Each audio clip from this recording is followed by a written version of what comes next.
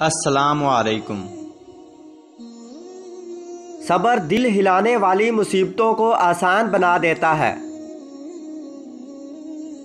कभी ना गिरना कमाल नहीं, मगर गिर के संभल जाना कमाल है। रिज़्क सखावत में पोशीदा है, लोग इसको मेहनत में तलाश करते हैं। जब तुम्हारी मुश्किलात हद से बढ़ने लगे तो समझ लो कि अल्लाह तुम्हें कोई बुलंद मुकाम देने वाला है। जिस जुबान से झूठ निकलना बंद हो जाए, उस जुबान से निकली हुई हर दुआ कबूल होती है।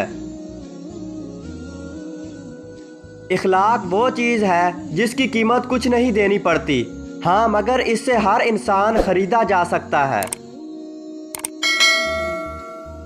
दिल को काबू में रखना और इख्तियार होने के बावजूद नाजायज़ ख्वाहिशात पर अमल ना करना ही असल मर्दानगी है।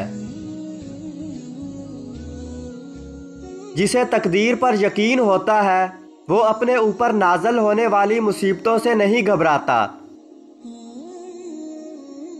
अपने अंदर परिंदे की तरह आजिज़ी पैदा करो, जो आसमान की बुलंदियों को छू कर भी अपनी गर्दन झुका कर रखता है। तुम्हारे वालिदैन तुम्हें बचपन में शहजादों की तरह पालते हैं, लिहाजा तुम्हारा फ़र्ज़ बनता है कि उनके बुढ़ापे में उनको बादशाहों की तरह रखो।